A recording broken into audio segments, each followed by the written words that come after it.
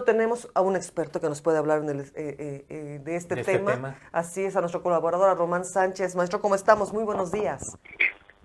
Hola, muy buenos días. Permíteme, ahora ya le estoy. Buenos días, Yarín, Fortino, qué gusto saludarles. Existe un problema ahorita que está precisamente en discusión, las cuestiones de, nuevamente, reformas energéticas, estrictamente viéndolos desde el punto de vista estrictamente de la producción de luz, además de energía eléctrica, además de la propia distribución de estas mismas, así como la entrada a las subastas que existen en el orden internacional con respecto a el abastecimiento de estas mismas. Para entender esto, habría que ver las cuestiones estrictamente del mercado, cómo estos mismos imperan con respecto a la formación de precios en el orden internacional. Hace algunos años,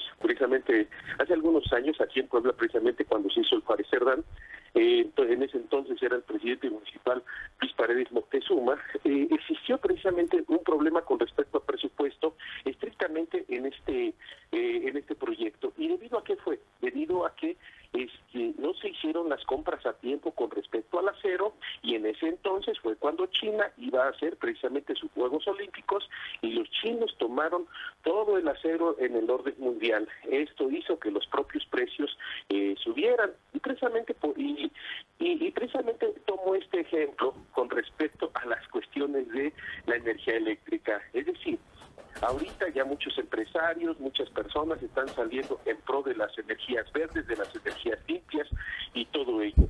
Sin embargo, existen otra serie de elementos que no se ven tan claros. Es decir, en tiempos de Felipe Calderón Hinojosa, estrictamente se deshizo lo que era Luz y Fuerza del Centro.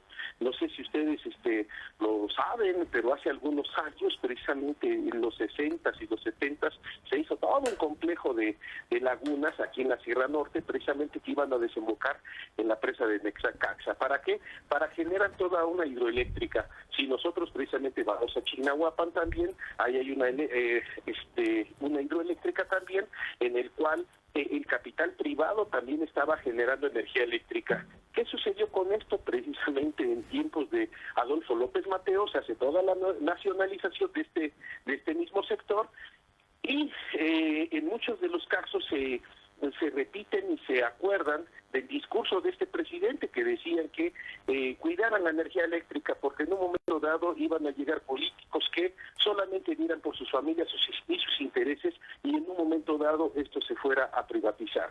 Y ese es el sentido precisamente de lo que en un momento dado se está dando. La generación de energía eléctrica, hay dos bandos, los cuales están señalando que por el momento se está haciendo cuestiones de energía eléctrica por medio de quemas de carbón y por medio de quemas de una serie de compuestos que por supuesto elevan la contaminación. Y hay otros precisamente que hablan sobre las energías limpias, estrictamente energía eólica, y además la generación de hidroeléctricas. Entonces aquí es necesario que nosotros revisemos qué está sucediendo con respecto a este mercado. En realidad nosotros estamos teniendo una defensa adecuada con respecto a la energía eléctrica. Considero yo que las cuestiones precisamente de energéticos se están dejando muy de lado, y de hecho el propio gobierno ni siquiera los ha podido regular de manera adecuada. Tanto así que para las cuestiones, para el tema estrictamente de gasolinas, recordemos que tiene una curva demasiado inelástica. ¿Qué significa esto? Y de eso se aprovechan los gobiernos muchas veces.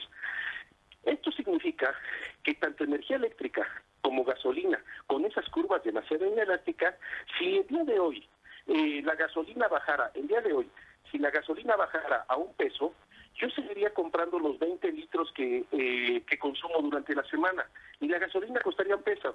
No porque cueste $1, yo voy a consumir más gasolina o voy a dejar el coche prendido todo el día, ¿sí? ¿Por qué? Porque también eso genera un desgaste en las piezas, y estas mismas piezas también pues hay que liquidarlas. Pero la otra contraparte, si en un momento dado la gasolina costara el día de hoy $50, tendría yo que consumir los 20 litros que consumo regularmente. ¿Esto qué significa? Significaría que yo tendría que gastar más en esa gasolina, pero no por eso. Yo, distribuidor de refresco,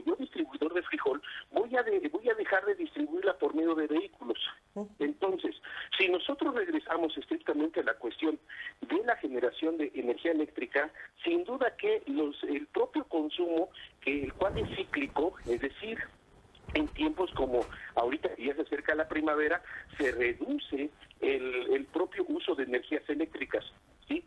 Pero a medida como va avanzando y se van elevando las temperaturas, se vuelve a incrementar debido al uso de aires acondicionados, hasta que llegamos a Navidad y prácticamente todo el mundo quiere poner su árbol. Y en esos consumos precisamente es cuando se eleva todavía más por las cuestiones también de calefacción y todo ello. Entonces, en realidad, la reforma energética, ¿hacia dónde va? Precisamente va hacia una nueva regulación, pero también otra cosa. El propio gobierno y el propio mercado no estaban listos para esta nueva regulación, por tanto, tienen razón tanto unos como otros. Tanto unos porque el mercado nacional no puede estar privatizando una serie de sectores que son estratégicos para el propio funcionamiento de la nación, y por el otro lado también tienen parte de razón en cuestión de las inversiones privadas con respecto a la generación de energía eléctrica, que en un momento dado no nada más me va a dar a mí energía eléctrica, sino que yo también la puedo comercializar. Entonces, ahí hay una ambigüedad con respecto a las cuestiones de patrimonio nacional. Sin embargo, en cuestiones de precios, es necesaria una reforma, sí es necesaria, pero también es necesario que el propio gobierno se comience a preparar para las energías limpias, pero Comisión Federal de Electricidad tendrá que invertir en esas energías limpias.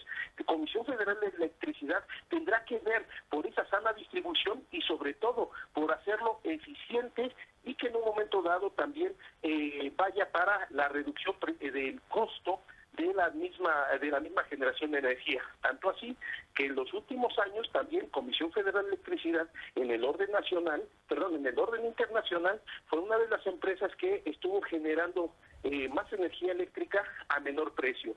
Y esto dentro del mercado internacional precisamente atañe a la reducción de los precios hacia las cuestiones de energía eléctrica. Es un poco complicado por las cuestiones de nacionalismo, es un poco complicado por las cuestiones de propiedad, pero cuando nosotros nos vamos a la formación de precios, entonces ya nos es un poquito más simple. Es decir, el gobierno tiene que prepararse para invertir en energías limpias y reducir nuevamente sus costos de transformación o de generación de energía. El gobierno también tiene que prepararse para que en un momento dado, yo, Román, que tengo mi casa, que yo consumo cierta cantidad de energía, pueda yo poner mis paneles solares y en un momento dado satisfacer mi demanda.